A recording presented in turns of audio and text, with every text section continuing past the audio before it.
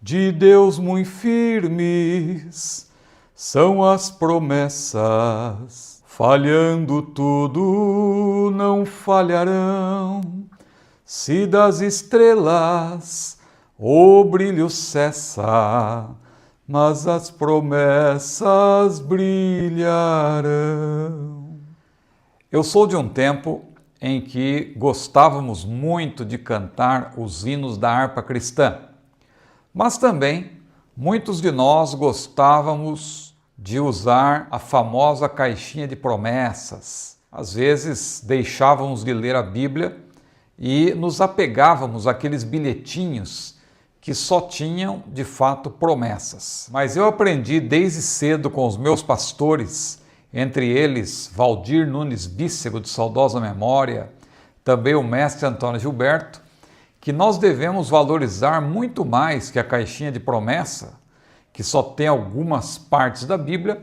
Nós devemos valorizar e priorizar esta grande caixa aqui, que tem promessas, tem mandamentos, tem doutrinas e nos ensina a como usufruir das verdadeiras promessas da palavra do Senhor.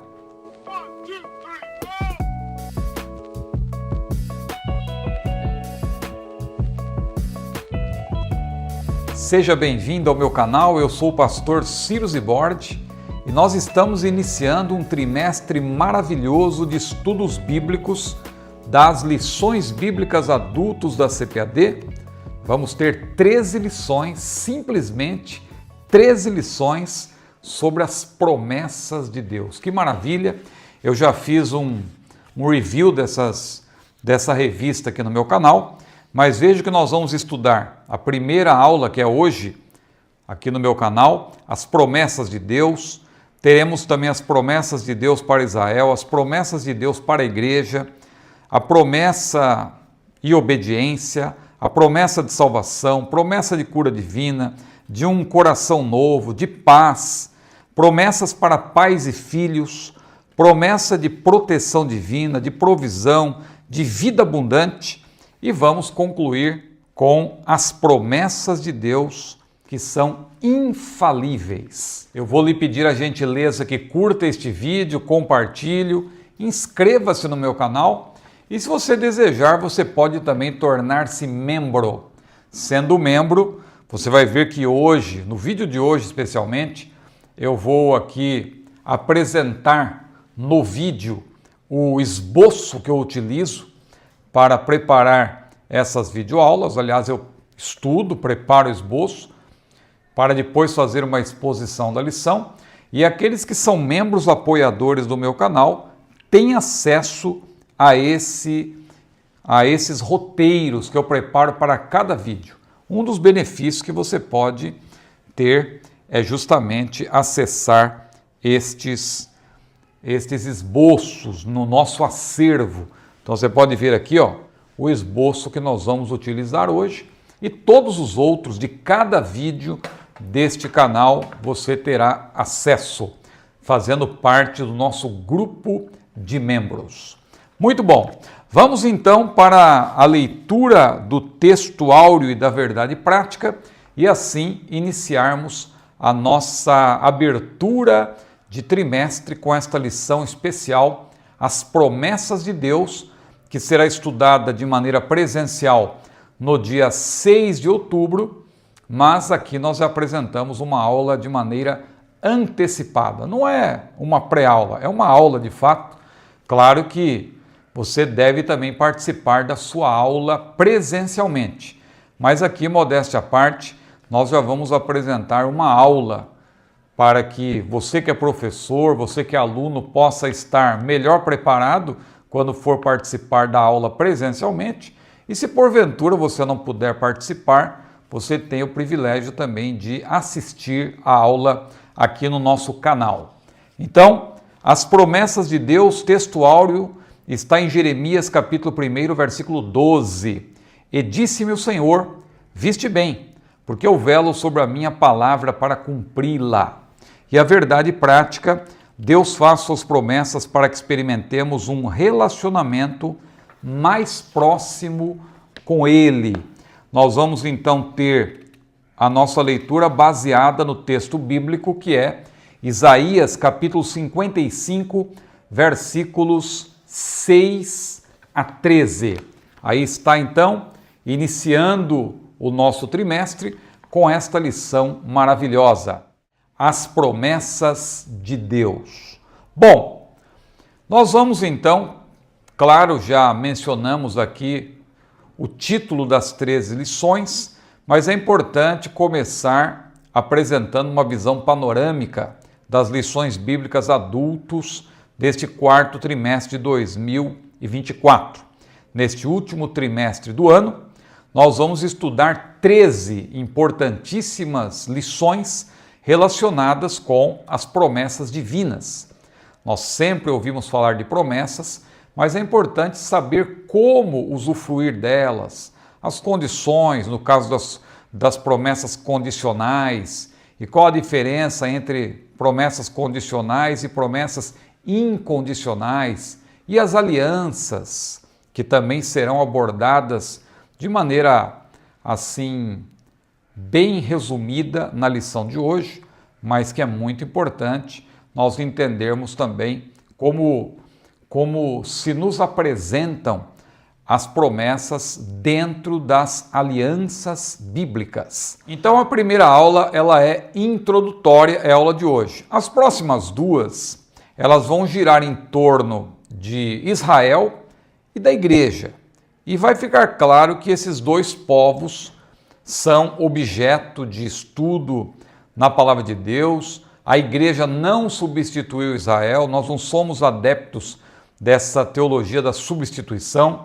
Deus tem um plano com Israel, a igreja está, claro, vivendo e sendo abençoada nessa era da igreja, que muitos chamam de um parêntese, porque Deus ainda vai voltar a tratar com Israel. A lição 4 destaca a necessidade da obediência para usufruir das promessas, e as lições 5 a 12 tratam de promessas específicas quanto à salvação, cura divina, coração novo, paz, bênçãos para a família, proteção, provisão, vida abundante e assim por diante. E vamos ter uma lição conclusiva que terá como ênfase a infalibilidade das promessas divinas.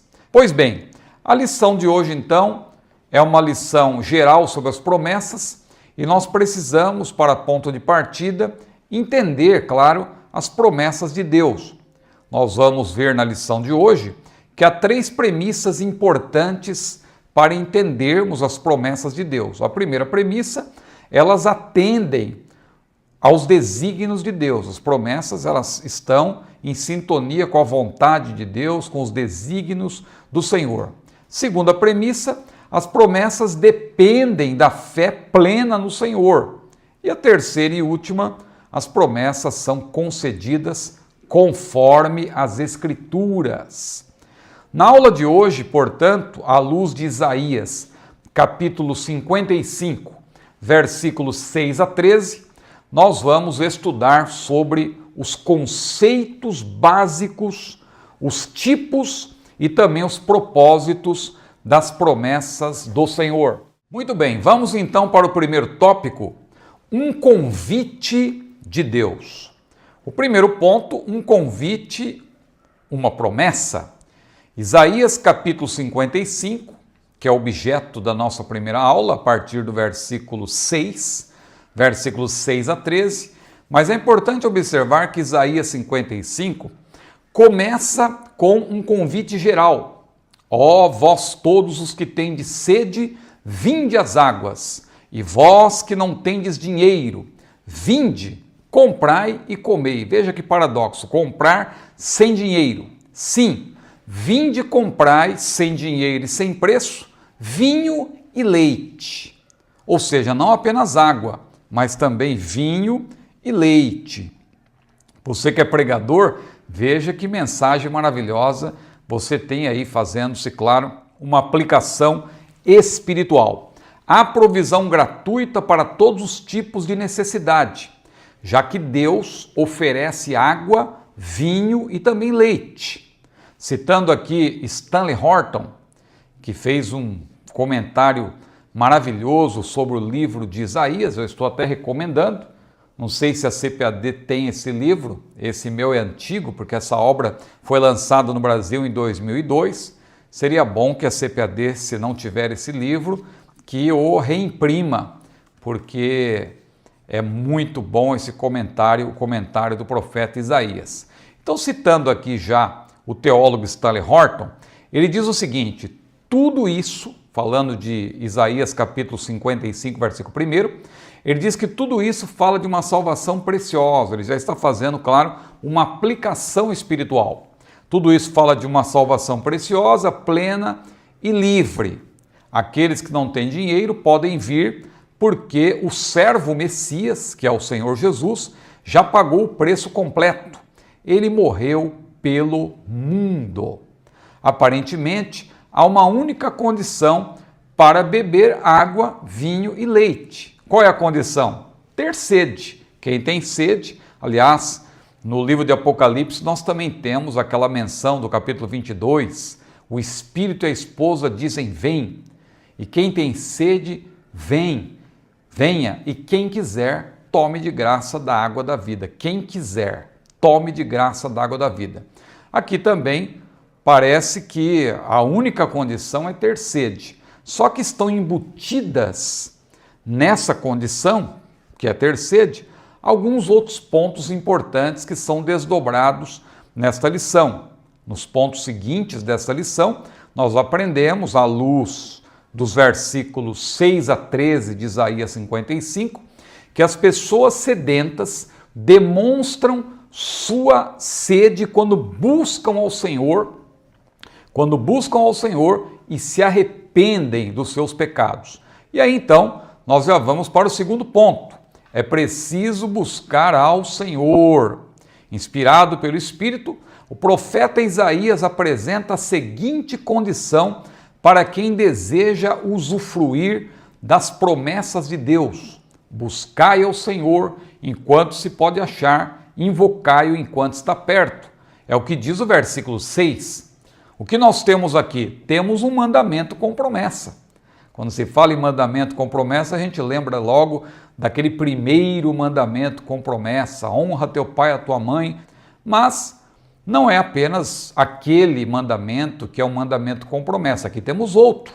Veja, buscai o Senhor enquanto se pode achar, invocai enquanto está perto.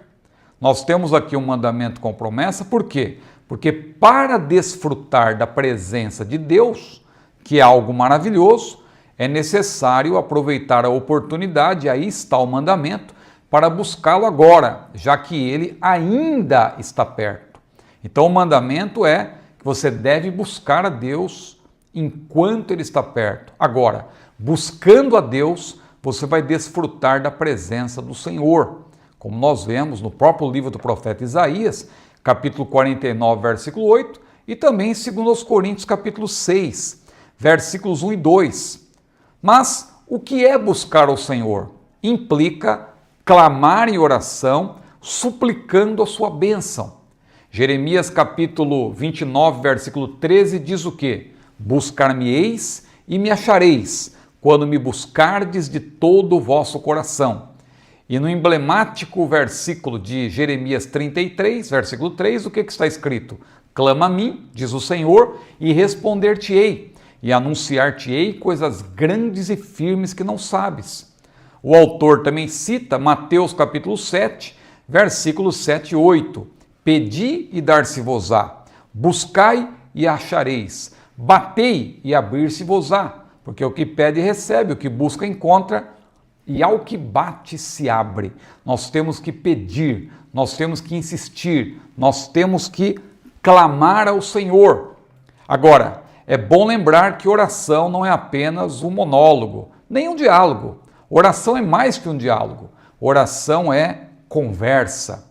Quem estuda sobre a análise do discurso, eu me lembro quando eu estava estudando letras na faculdade, eu estudei sobre isso, a análise do discurso, e ali nós aprendemos que a conversa ela é realizada por pessoas que têm uma certa intimidade. Há trocas de turnos, há espontaneidade. Diferentemente de um mero diálogo, porque num diálogo, por exemplo, numa entrevista, pode haver a combinação, as pessoas combinam como serão as perguntas, como serão as respostas, então não é nada muito espontâneo, às vezes é algo mecânico.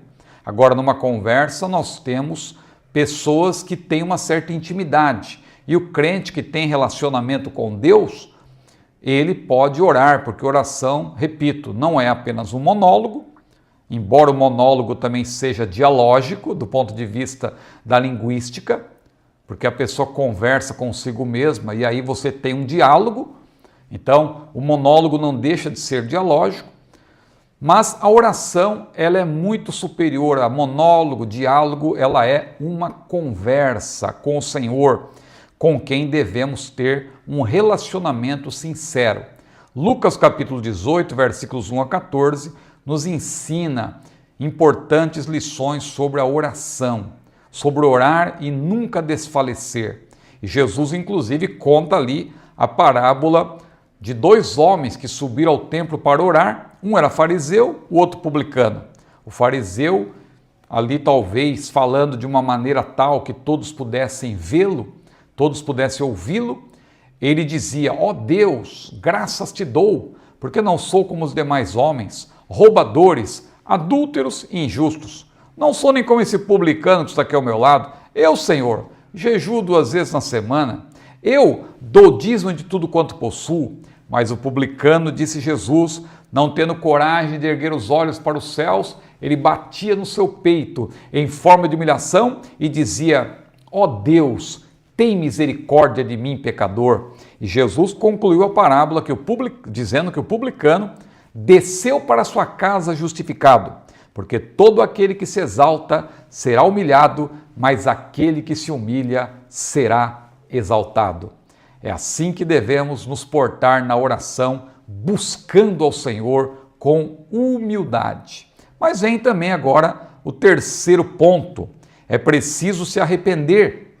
Cada servo do Senhor deve buscá-lo continuamente, a fim de desfrutar de suas promessas, o que também implica arrepender-se para obter o perdão para os pecados atuais. O crente hoje, ele está liberto do poder do pecado, não da presença do pecado, mas do poder do pecado, porque o pecado não tem domínio sobre nós, mas nós estamos sujeitos ao pecado.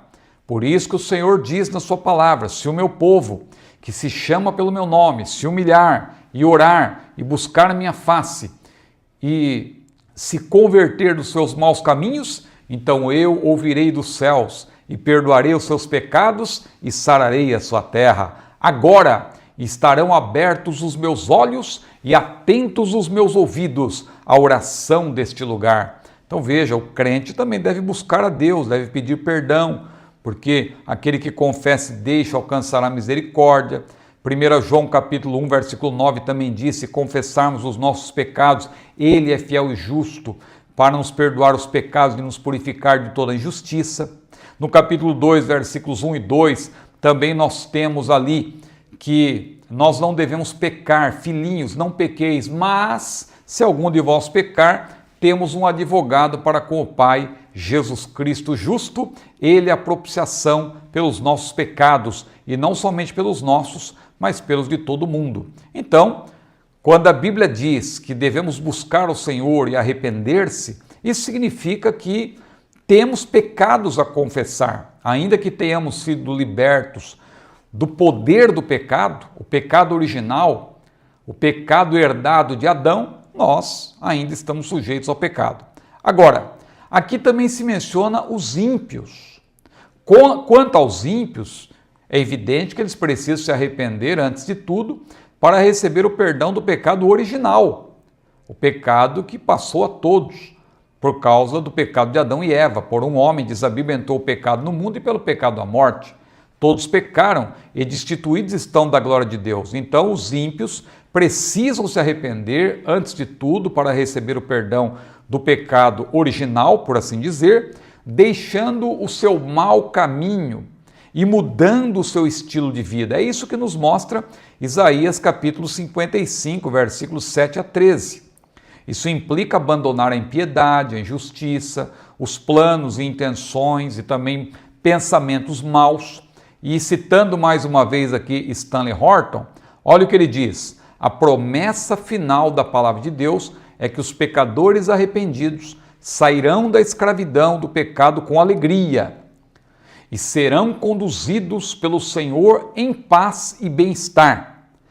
Esta será o tipo de alegria e paz que Jesus dá. Uma paz diferente de qualquer coisa que o mundo dá. Aí o autor Stanley Horton cita João 14, 27, aquele texto emblemático em que Jesus disse: deixo-vos a paz, a minha paz vos dou, não vou-la dou como o mundo a dá. Esta paz faz com que toda a natureza pareça cantar. É o que está no texto, e se regozijar. Diz ali numa prosopopeia que as árvores baterão palmas. Então veja, a transformação olha para frente, inclusive para o milênio, quando toda a natureza será igualmente transformada. É isso que nos diz Stanley Horton. Então esse texto de Isaías é um texto maravilhoso. Mas vamos avançar para o tópico 2, as promessas e seus fundamentos. A lição vai avançando, os assuntos vão ficando mais complexos e na aula de hoje mesmo você vai ver aqui uma abordagem sobre as alianças. É importante, irmãos, nós compreendermos isso. Muita gente não entendeu que o nosso Deus é um Deus de aliança, como diz aquele conhecido hino, não é?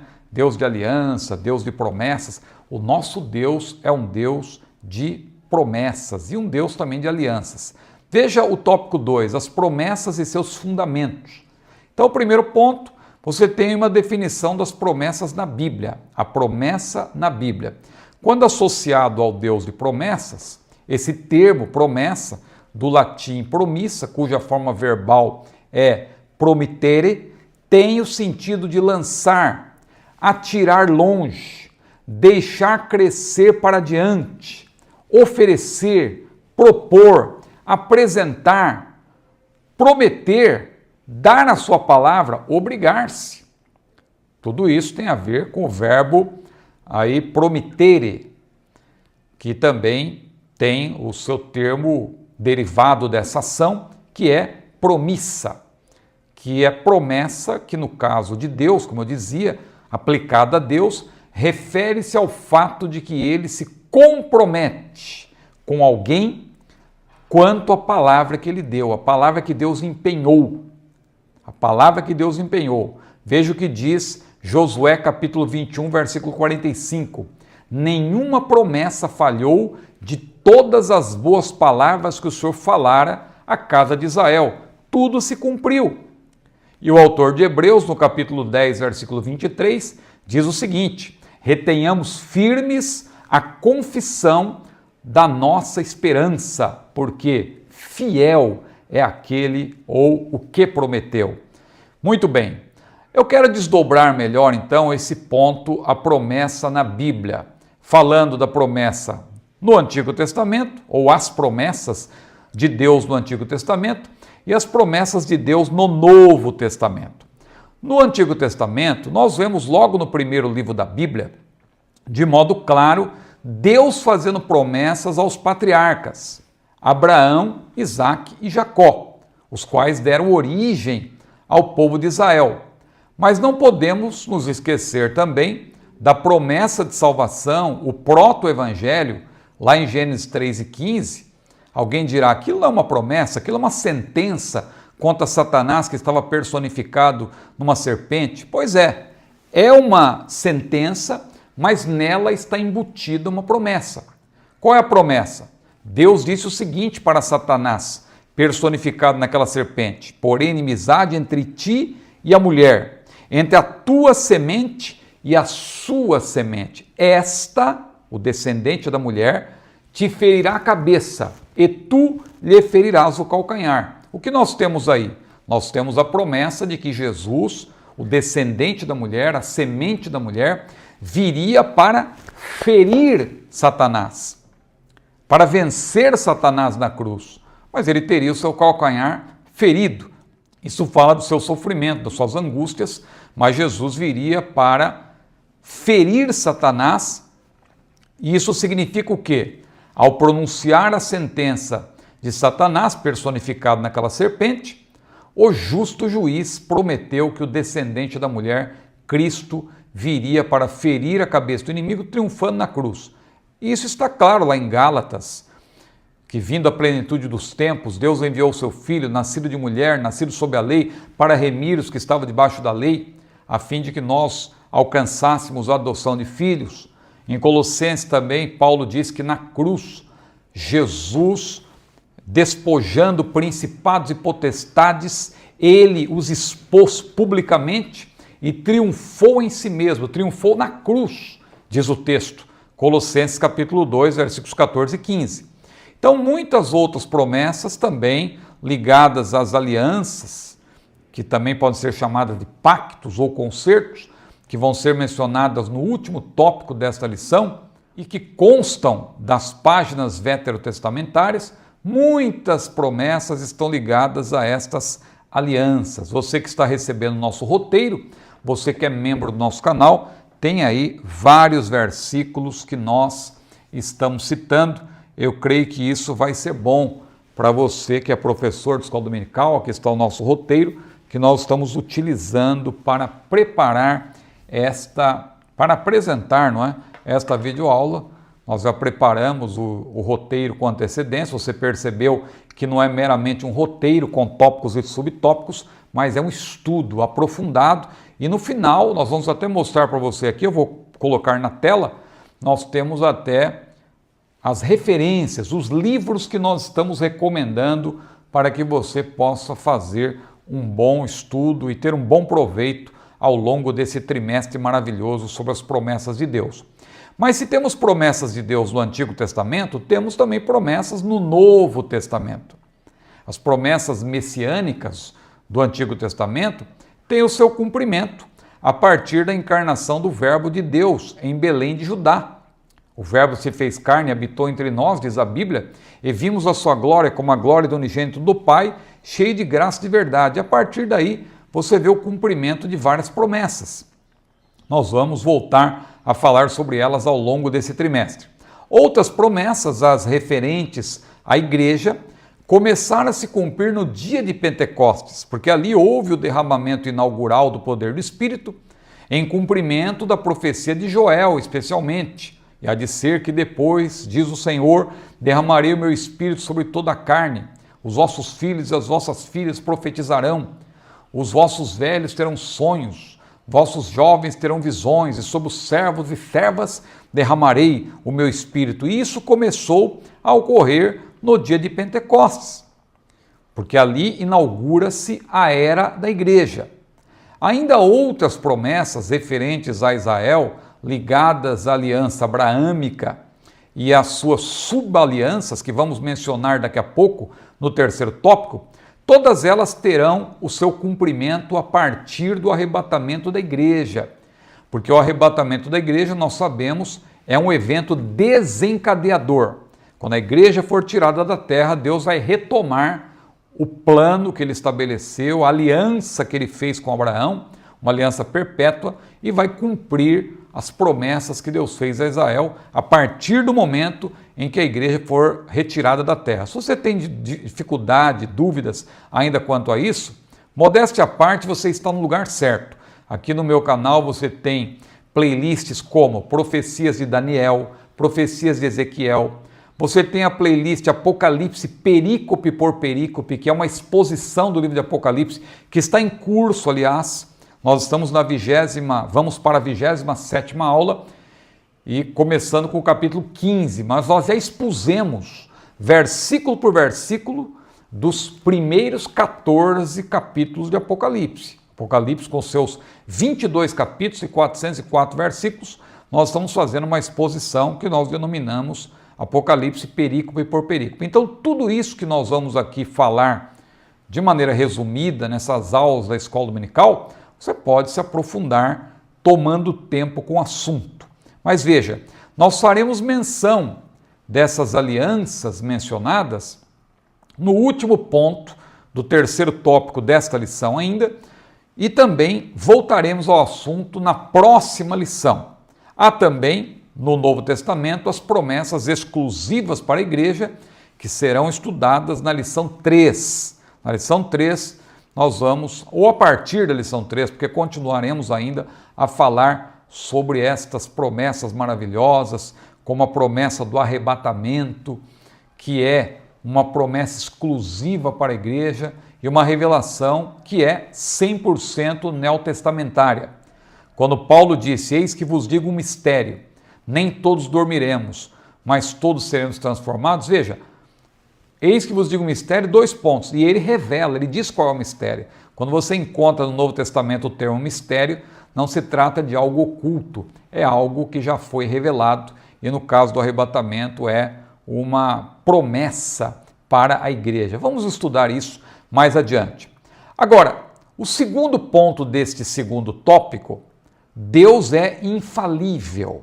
Seus caminhos e pensamentos são mais altos do que os nossos, porque Ele é onisciente.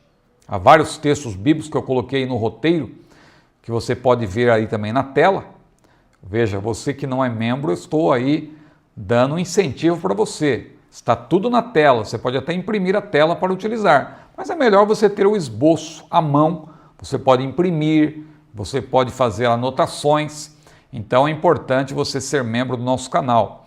Além de nos apoiar, você também terá toda semana pelo menos 2 estudos, além desse estudo da Escola Dominical, você tem a nossa exposição semanal dos livros da Bíblia, estamos expondo o livro de Apocalipse, e você vai ter à mão um verdadeiro comentário dos livros que nós estamos expondo. Então, você tem aí o fato de Deus ser infalível, porque Ele é onisciente, isto é, perfeito, Ele tem perfeito conhecimento infinito de si mesmo e de tudo o que é real e possível, como diz Longman III, que é um outro autor que eu estou citando, que está aqui entre os livros também que estão na parte de referências do nosso estudo, mas Deus também é infalível porque é onipresente, onipotente, imutável. Há vários textos que nos mostram que Ele é onipresente, onipotente, onisciente, imutável, Ele tem todos esses atributos, que são atributos divinos morais, ou seja, exclusivos da deidade, e como o autor também destaca, são atributos incomunicáveis, ou seja, Deus os detém de modo absoluto. São atributos que Ele não partilha com ninguém, diferentemente dos seus atributos comunicáveis. Os atributos comunicáveis são aqueles que Deus detém também de maneira perfeita, mas Ele reparte. Deus é amor, mas Ele comunica o seu amor. Deus é bom, mas Ele comunica bondade. O apóstolo Pedro falou desses atributos comunicáveis lá na sua segunda carta, capítulo 1, versículos 5 a 9, quando ele diz que nós podemos fazer parte, ou nós já fazemos parte da natureza divina, se tivermos comunhão com Ele, evidentemente, e muita gente torce esse texto, tira do contexto, achando que nós somos pequenos deuses andando na terra. Não, ali Pedro está falando dos atributos comunicáveis. Veja que logo em seguida, no versículo 5, ele diz o quê? Pondo nisto, após falar que nós somos participantes da natureza divina, ele diz o quê? Pondo nisto toda a diligência, acrescentai a vossa fé, a virtude, e a virtude ciência, e a ciência paciência, e a paciência piedade, e a piedade amor fraternal, e o amor fraternal caridade, porque se em vós houver e abundarem essas coisas, não vos deixarão ociosos nem estéreis no conhecimento de nosso Senhor e Salvador Jesus Cristo, porque em quem não há essas coisas é cego, nada vendo ao longe, havendo-se esquecido a purificação dos seus antigos pecados. Então, os atributos comunicáveis são aqueles que Deus reparte, Deus partilha conosco. Mas quando se fala de atributos absolutos, incomunicáveis, exclusivos da deidade, onipotência, onisciência, onipresença, imutabilidade, isso pertence e sempre pertencerá somente a Deus. Mas, graças a esses atributos, Deus não pode falhar, a sua palavra não pode voltar atrás. Deus é infalível. Muito bem, vamos agora então para o terceiro ponto. Deus zela por sua palavra. Tudo isso está no capítulo 55 de Isaías, especialmente agora nos versículos 10 e 11. Porque Deus diz o quê? Assim como a chuva e a neve caem do céu e não tornam para lá, antes regam a terra para que o homem possa ter o seu mantimento, diz o Senhor, assim será a palavra que sair da minha boca, não tornará para mim vazia, mas fará tudo o que me apraz e prosperará naquilo para que a enviei. Então veja como é importante, o Deus de promessas envia a sua palavra com propósito. Qual é o propósito? Acertar em cheio o alvo, e não apenas para tê-la ecoando de volta para si. Ela faz o que o Senhor deseja e obtém o resultado que ele pretende. Como diz o autor também no livro que acompanha a lição, o nosso mestre Elinaldo Renovato, Deus cuida, zela e vigia sobre o que diz, sobre as suas promessas para cumpri-las. Que maravilha! Então nós vamos agora para o terceiro e mais difícil tópico, que é tipos e propósitos das promessas de Deus. O primeiro ponto, promessas incondicionais. É importante nós entendermos a diferença entre promessas incondicionais e promessas condicionais.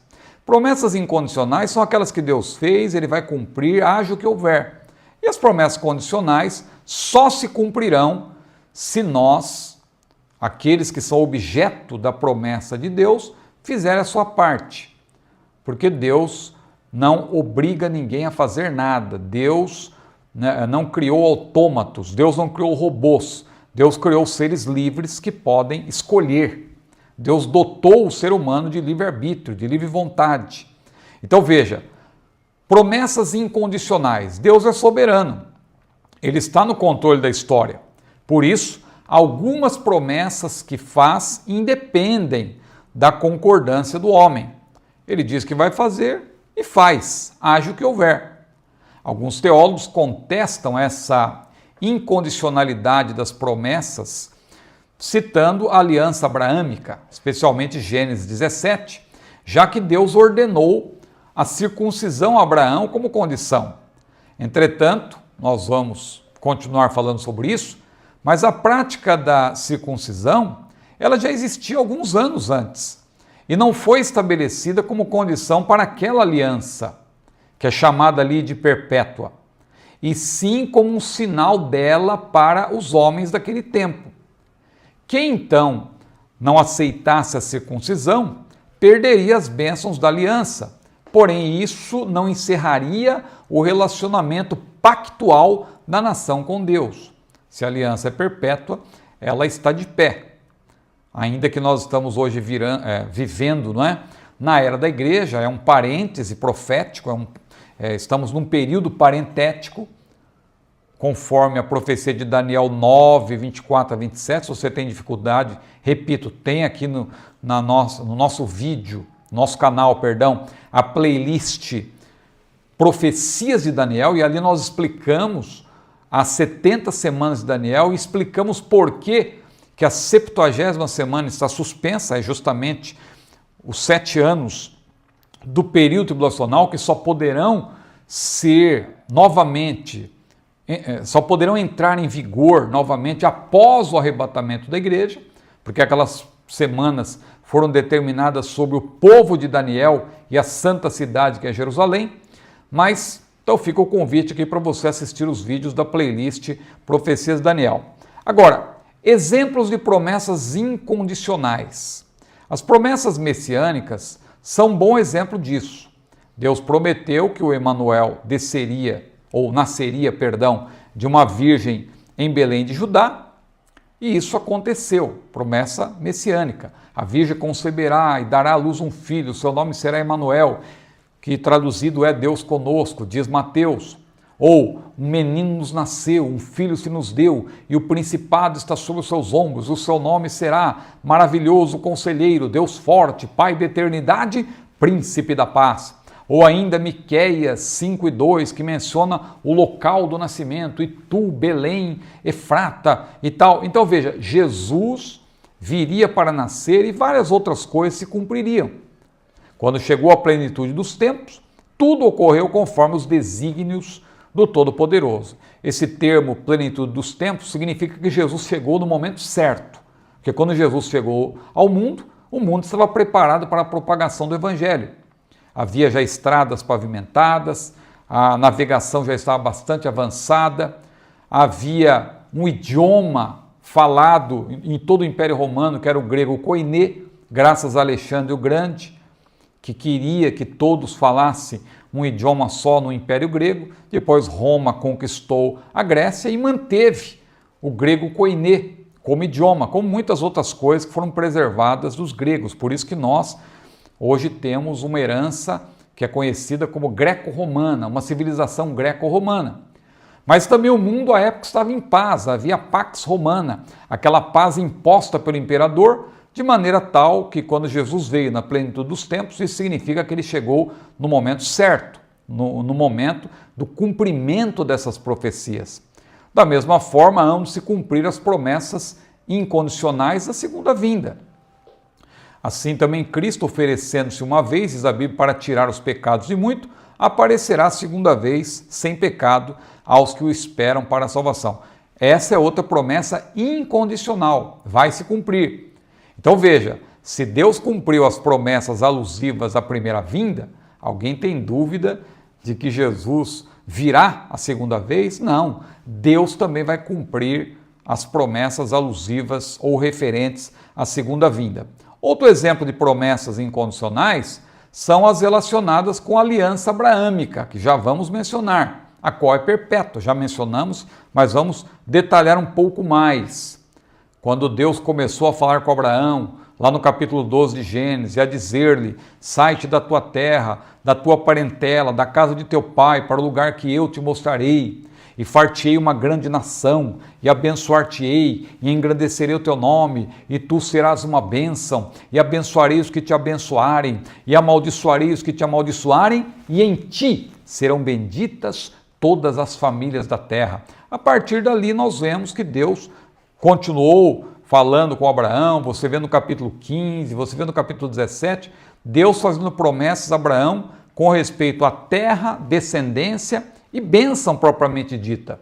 Com respeito à terra, a terra prometida que Israel deveria ocupar, que aliás Israel nunca ocupou a terra prometida, que vai do Iraque até o Egito, ou do Egito até o Iraque atuais. Israel nunca ocupou. Alguém dirá, não, os aliancistas, né? Aqueles adeptos da teologia do pacto. Não, no tempo de Salomão, Israel já ocupou, não precisa ocupar mais, a igreja substitui Israel. Nada disso. No tempo de Salomão, ele exerceu influência sobre vários países, sobre várias nações, mas Israel não ocupou de fato aquele território, e isso vai acontecer, nós sabemos, somente no milênio. Agora, como as promessas são incondicionais, alguém poderá perguntar se Deus depende da aceitação humana. Então nós temos que entender o que significam promessas incondicionais. No caso do exemplo citado, da aliança abraâmica, aqui eu vou citar um autor muito importante, que é o Paul Ben-Hur. É um dos livros que eu estou recomendando também, está no roteiro, está lá na parte das referências, eu vou mostrar para vocês no final, e você que é membro do canal, você já viu lá que o esboço sempre é disponibilizado de maneira antecipada. Mas Paul Ben-Hur explica que no caso do exemplo citado, da aliança abraâmica, se qualquer pessoa envolvida no relacionamento da aliança escolhesse não andar na presença do Senhor, perderia os benefícios e as bênçãos do pacto. Essa é uma distinção crítica que precisamos manter em mente. Pecado e desobediência levariam à perda das bênçãos da aliança, mas nunca poderiam cancelar a aliança em si. Então, aliança incondicional, ou promessa, incondicional, aliança também é incondicional, significa que Deus vai cumprir haja o que houver, mesmo que haja rejeição por parte daqueles que são objeto da promessa. Claro que Deus também pode substituir. O povo não quer ser alvo da promessa, Deus tira aquele povo, coloca outro lugar, mas continua sendo representante daquela promessa para a qual Deus estabeleceu uma aliança incondicional e perpétua. Isso nós vemos acontecendo com Israel e vai acontecer no final. As bênçãos eram de fato condicionais à obediência do indivíduo, mas o cumprimento final e definitivo da aliança abraâmica depende tão somente de Deus. Ele planeja cumpri-la, mesmo que seu povo, Israel, não seja fiel e obediente. Bom, o segundo ponto agora fala das promessas condicionais que nós temos, eu penso, maior facilidade de compreender. Se as promessas divinas incondicionais sempre se cumprem, haja o que houver, as condicionais dependem da aceitação e obediência por parte do ser humano. Ou seja, se alguém me ama, disse Jesus, guardará minha palavra e meu Pai o amará e viremos para ele e faremos dele morada. Veja, se alguém me ama, a promessa está condicionada e já você percebe esse se, que é uma conjunção que indica o quê? Condicionalidade. Um bom exemplo também está em Deuteronômio capítulo 28 e capítulo 29 e também o 30, ou seja, Deuteronômio 28 a 30, você vê ali as alianças que Deus propôs a Israel por meio de Moisés e ali havia condições. Primeiro se apresenta as bênçãos, se atentamente, tem até o hino que nós cantamos, né, do irmão Nani Azevedo, que é meu amigo de longa data, se atentamente ouvir a Deus, os mandamentos seus, obedecer. Né? Então veja, tudo isso está relacionado com Deuteronômio capítulo 28, ali nós temos promessas condicionais.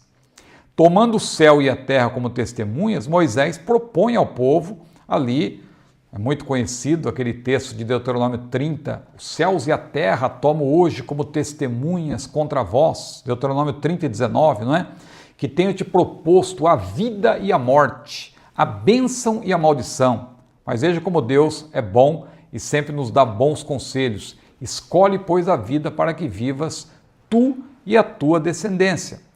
Então, promessas condicionais são convites, como no caso da promessa da vida eterna, que só se cumpre na vida daqueles que creem no unigênito Filho de Deus. Deus amou o mundo de tal maneira que deu o seu Filho unigênito para que todo aquele que nele crê não pereça, mas tenha a vida eterna.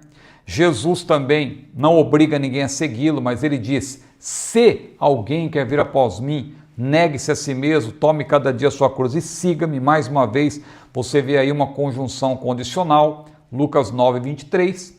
E agora nós vamos para o último ponto, que eu considero um ponto mais difícil, mas é um ponto preparatório para a próxima lição, que é sobre a aliança de Deus com Israel e as promessas, portanto, para Israel, que estão ligadas à aliança abraâmica, que é uma aliança perpétua.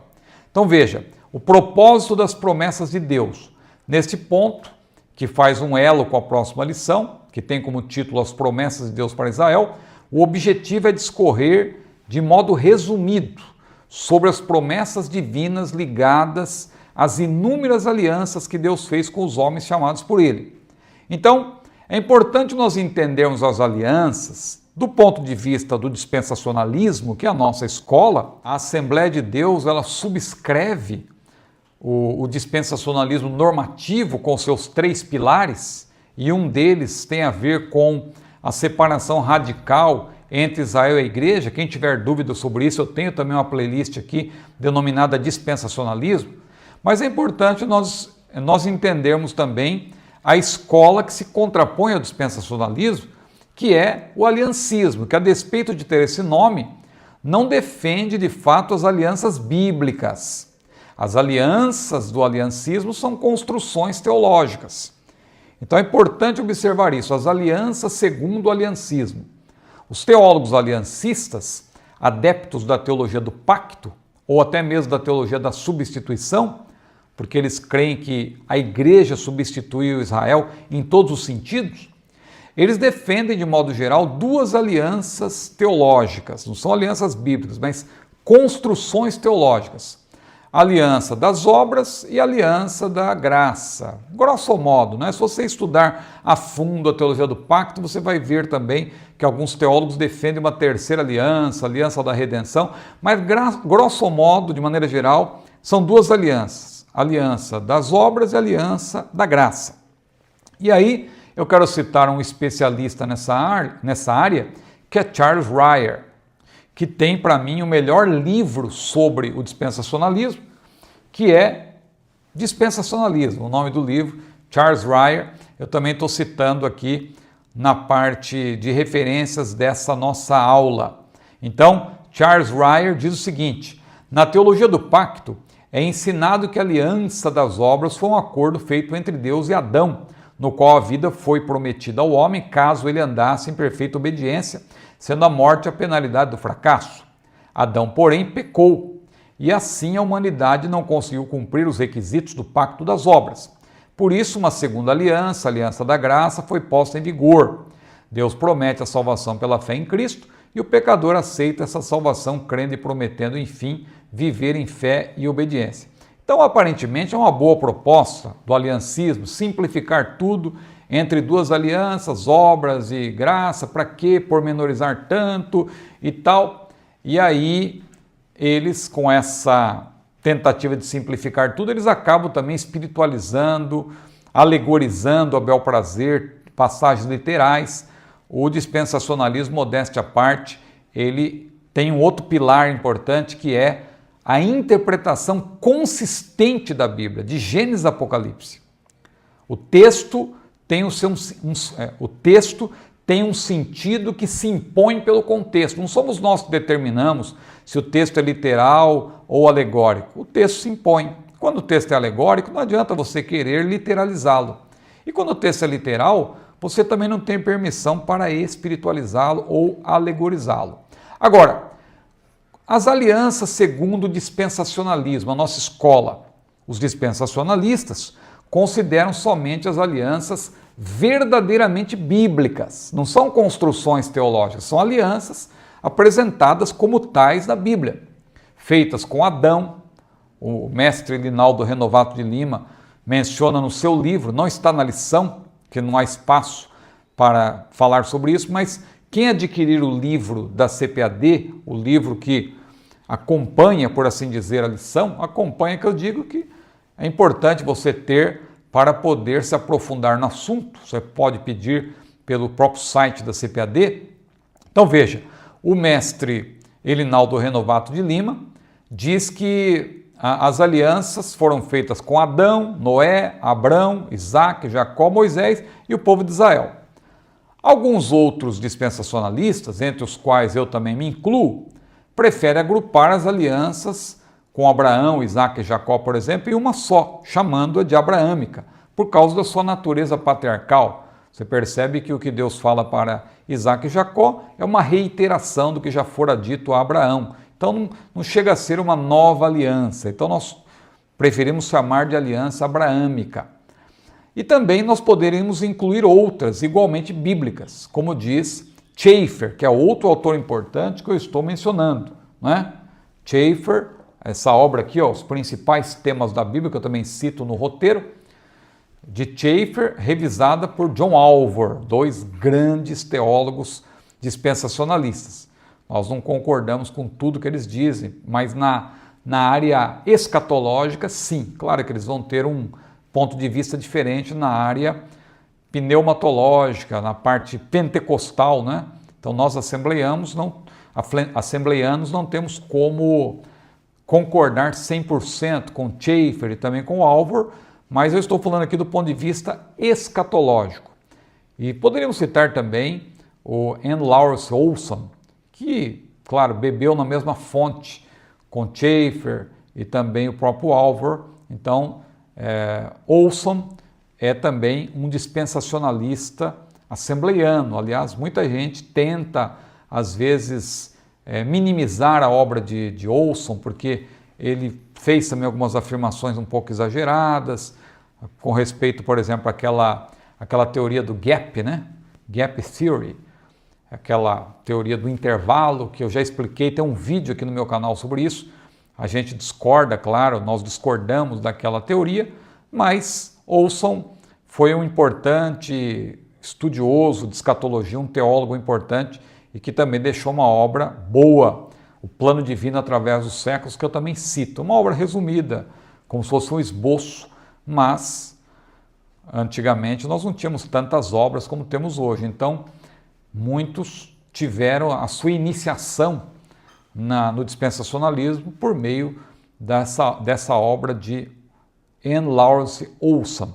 Então, de acordo com Olson, com Chafer, com John Walvoord, nós temos aí as seguintes alianças: aliança edênica, ligada ao Éden, aliança adâmica, ligada a Adão, noaica, abraâmica, mosaica, palestiniana, davídica e a nova aliança.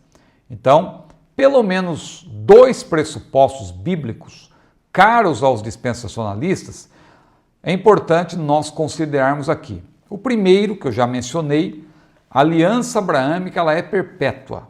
Nós não temos permissão para dizer, não, já se cumpriu, é condicional. Não, ela é incondicional. O pacto mais importante, aliás, para Israel é esse pacto abraâmico. Todos os outros, exceto a nova aliança, que eu vou citar daqui a pouco, são subalianças abraâmicas. Por exemplo, a aliança mosaica, a aliança davídica, entre outras, são alianças que foram feitas com Moisés ou com Davi, mas elas estão, na verdade, ligadas à aliança abraâmica. É uma ampliação, uma continuação, por isso que são chamadas também de subalianças. Na aliança abraâmica, citando aqui agora Andrew Woods, que tem talvez o principal livro em língua portuguesa sobre o estudo das alianças, que eu estou recomendando também, O Reino Vindouro, da editora Chamada, e você sabe que todos os livros da editora Chamada você pode adquirir com desconto utilizando o meu cupom promocional ZIBORD 2021. É só você entrar lá no site loja.chamada.com.br. Quando você finalizar a compra, use o meu cupom promocional ZIBORD 2021, você vai ter desconto, bons descontos, não é? Então veja, todos os outros pactos, todas as outras alianças, exceto a nova aliança, são subalianças, repito, abraâmicas. Na aliança abraâmica, agora citando Andrew Woods, Deus tomou as promessas abraâmicas existentes e ratificou sob a forma oficial de aliança do Antigo Oriente Médio. As obrigações pactuais de Deus abrangem um grupo específico de pessoas, a saber, os descendentes físicos de Abraão. Aqui Deus promete, portanto, incondicionalmente 3 elementos a Israel: terra, que se estende desde o Egito até o Iraque atuais. Israel nunca ocupou a terra prometida na sua totalidade, isso vai acontecer no milênio. Semente, ou seja, os inúmeros descendentes, e a bênção. Há um outro pressuposto que eu preciso mencionar também, nós vamos retomar na próxima aula. A nova aliança inclui a igreja, mas não exclui Israel. Ou seja, a igreja não é substituta de Israel, como pregam os adeptos da teologia do pacto e mais precisamente da teologia da substituição. A nova aliança, mencionada em Jeremias 31 a 33, não anula a aliança abraâmica, que é perpétua, e sua subaliança, mas inclui a igreja, cuja era foi inaugurada no dia de Pentecostes, como eu já citei. Os teólogos aliancistas, de modo equivocado, têm ensinado, e agora eu cito também Chafer mais uma vez, né? Chafer com Walvoord. Então veja, os teólogos aliancistas, de modo equivocado, têm ensinado que a igreja cumpre a aliança dada a Israel. Aqueles que não acreditam em um futuro reino milenário e na restauração de Israel, consideram o seu completo cumprimento agora, na igreja, espiritualizando as provisões da aliança e tornando Israel e a igreja a mesma coisa. É a teologia da substituição. A nova aliança assegura tudo o que Deus propôs fazer para os seres humanos com base no sangue de seu Filho. Isso pode ser visto em 2 aspectos. Então veja como é ampla aí a nova aliança, que está lá em Jeremias 31. Então, 2 aspectos importantes. Primeiro, Deus salvará, preservará e apresentará no céu, conformado ao seu Filho, todo aquele que crê em Cristo. Então, isso está previsto na nova aliança. Segundo, a futura salvação de Israel é prometida debaixo da nova aliança incondicional. Essa salvação será alcançada apenas com base no sangue derramado de Cristo. Então, essa nova aliança, ela não exclui Israel, como muitos pensam. Tá certo? Vamos concluindo então essa primeira lição, uma lição que coloca as bases para nós continuarmos estudando. Na próxima aula vamos falar mais precisamente sobre as promessas de Deus para Israel. Hoje nós concluímos lendo aqui a conclusão que o autor preparou, que é a seguinte: Deus é soberano e zela pela sua palavra. Aprendemos que promessa é um compromisso de Deus a respeito de algo com alguém. Há promessas condicionais e incondicionais. Vimos também que diferentes propósitos podem estar por trás do cumprimento de suas promessas, mas um dos mais relevantes é estreitar o nosso relacionamento com o Deus Todo-Poderoso e saber que Ele se relaciona conosco, seres humanos tão limitados. Que Deus nos ensine a confiar nele e a aguardar o cumprimento de suas preciosas promessas. Tá certo? Se você chegou até aqui, seja bem-vindo, curta esse vídeo, compartilhe, inscreva-se se ainda não for inscrito e caso você já esteja inscrito, seja membro, seja um apoiador do nosso canal. Além de nos apoiar, você terá benefícios como ter o estudo de cada vídeo que nós aqui apresentamos. Eu garanto que você não vai se arrepender, porque você que é pregador, você que é ensinador, ensinadora, professor, professora, você vai ter subsídios para preparar o seu sermão, preparar a sua aula. E eu sempre digo, modéstia à parte, porque eu não quero me enaltecer, eu pesquiso, eu preparo o material com todo cuidado e você sabe, você que já me conhece, já leu meus livros, sabe que eu tenho zelo pela sã doutrina. Que Deus abençoe a sua vida, seja bem-vindo a mais um trimestre e a paz do Senhor.